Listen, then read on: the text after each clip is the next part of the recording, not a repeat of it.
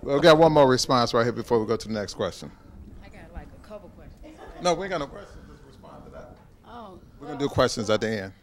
what I'm saying is, what constitutes being ready at 90 days? Why is there a limit on when you should have sexual relations with a person? Why does it have to be 90 days? I'm not saying that it has to be before 90 days or after, but why is it got to be 90 days? I don't understand that. Okay, panelists, we're going to give you a shot to go ahead and respond to that. I think you guys are taking the 90-day benchmark. It's more so used as an analogy. When I say 90 days, I'm just saying that you got to wait. And for me, coming from a spiritual side, you can't just jump into having a sexual relationship, because when you involve sex too soon, your emotional side, you get emotionally attached. And then a lot of times what happens with women, you start to skip and you start to overlook certain signs that might have come up after had you waited just a little bit longer. If you just meet someone and something happens and the dude just flips out, that's a sign of he has a temper. But next thing you know, you have sex and it's like, oh, he only did it. It's new. It's new. He'll get over it. Then all of a sudden, a couple months later, he's yelling at you, he's smacking you up, and you're like, I never seen it. No, you saw it. Saw it on the first day. But you was too caught up in the emotional side because you had sex too soon. Again, it's my opinion. I'm not knocking anybody who does. I'm not saying that the 90-day thing. All I'm saying is give your time to pace yourself, because eventually, I would assume that everyone wants that long-lasting relationship. That's just my assumption. But if you involve certain things too soon, you miss certain things. And that's where a lot of things go wrong. Because, again, a guy will show signs if you pay attention. It's just like my man said. Use your intuition. If you have an intuition, you have an inclination, it's probably true. But again, when we rush things too fast, we're microwave society, we push things too quick, then all of a sudden we overlook, then it comes up down the line and we're like, oh, I never saw it coming. No, you didn't. You saw it coming. You knew it was there. Okay, we're going to move on to the next question, but I'm not one that's going to wait for that 90-day disappointment. You know what I mean? It's just all I get. You know what I'm saying? But Mr. He got game. Right. The next question I'm going to pose to you is, what are some of the biggest hang-ups that you get when you meet women these days? We're going to start with Hamilton again, then the hot seat. Got my list. That Steve Harvey book, that first one, listen, if I had one more chick talking about, well, in the book it said, that's what he felt is what's needed.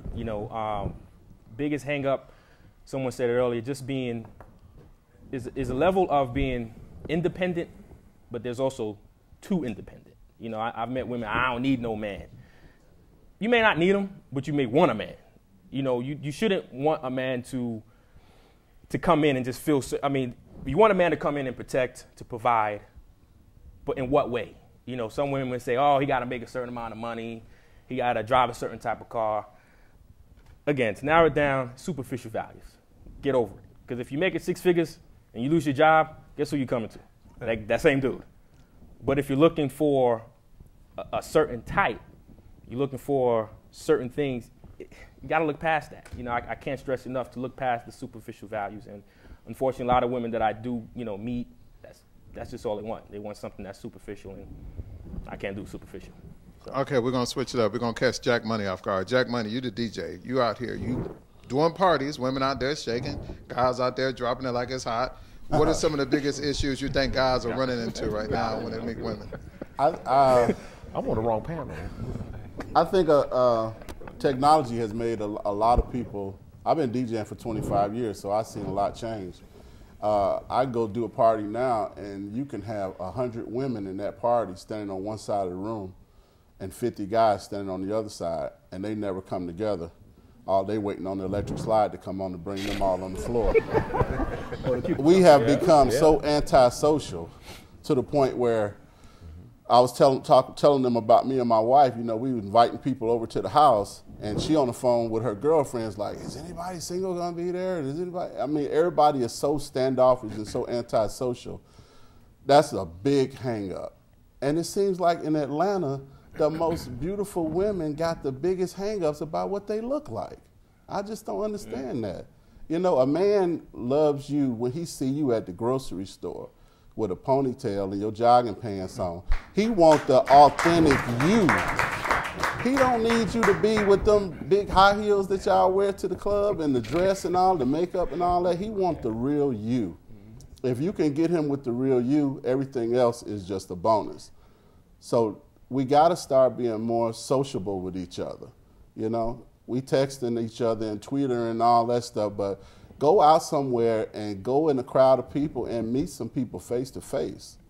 I have a goal to meet 100 new people every year, and it keeps my business good and it keeps my social life good. And my wife is the same way. So if you're single and you're running into hang-ups, you got to socialize more, and you got to just, you know, lose all your inhibitions about what you look like. It ain't always about what you look like. You know, and just go out and have fun. Don't go out looking on the pretense of it's going to be this many single men there and it's going to be this many single women there. Man, forget that. I met my wife or somebody invited me to a cookout, and I just happened to go, and she just happened to go. Don't say somebody, say Reggie. Yeah. Okay. We showed up at that cookout at the same time. I just happened to not have no gig that Saturday. And we walked across the grass together. And Reggie, we found out we both knew Reggie. And that was 3 years ago. Give it up, give it up, give it up, give it up.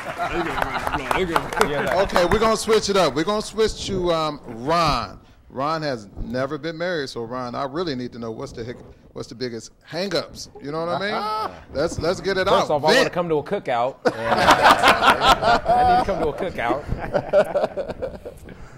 Well, it's a lot. It's Greg touched on it. Hamilton touched on it. It's a little bit of everything. It's the independence thing. It's like not only saying you want someone in your life, but being willing to let them into your life.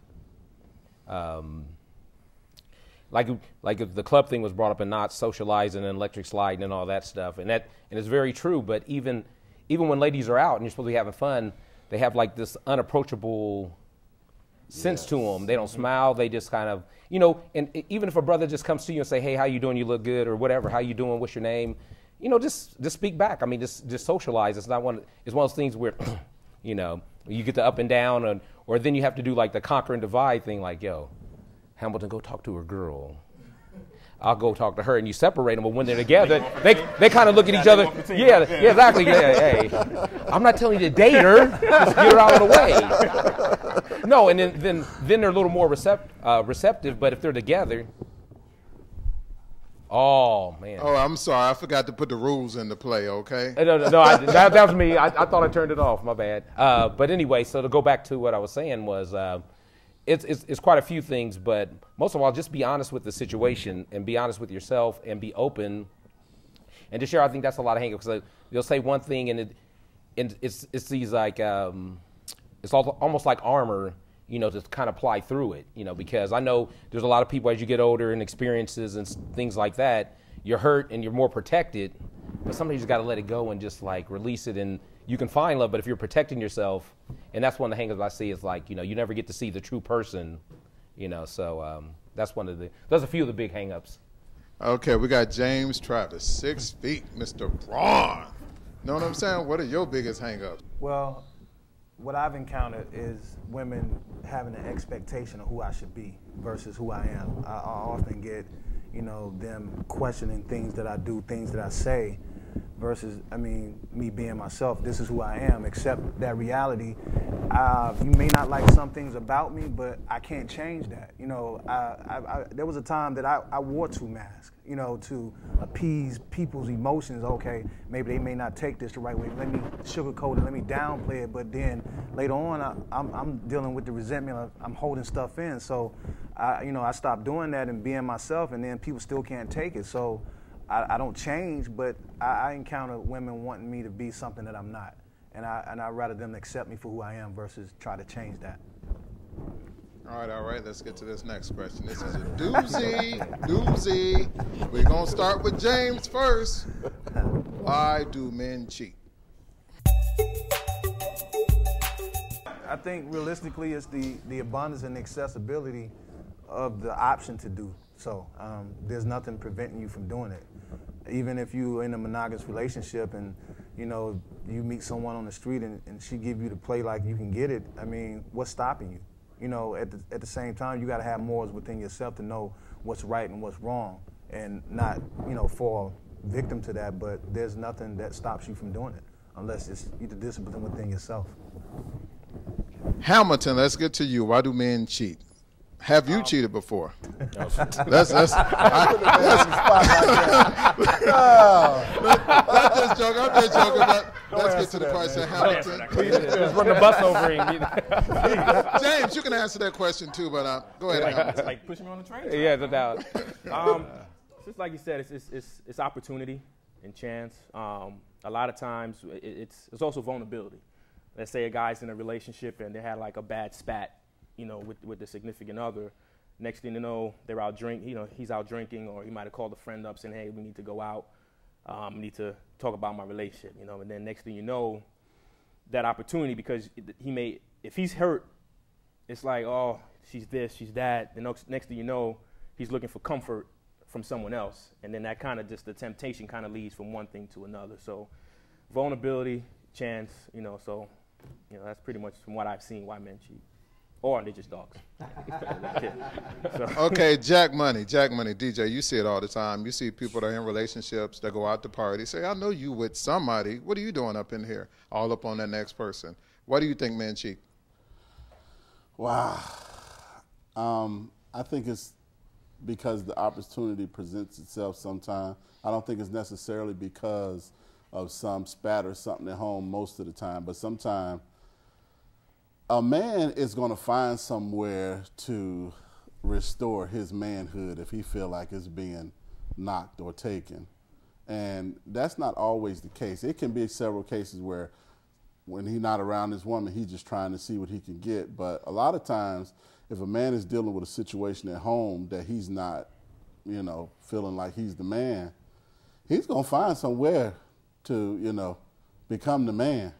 He knows somebody he can call and go to, and she's going to tell him he the man. He not going to argue. She's not going to argue with him about certain things that your significant other is.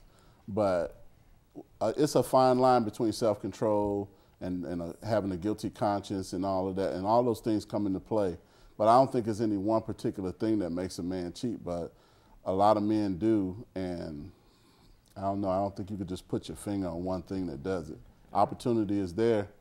And it happens. I've seen people come to parties before with their significant other and end up talking to other people during the course of that party. So if it happens that easily and something, you know, falls apart that quick, it probably wasn't that strong to begin with. Okay, Ron, the ultimate bachelor. I know you don't cheat. Your boys cheat probably. You know what I'm saying? But what are some of the reasons your boys cheat, Birds of Ron? a feather. I mean,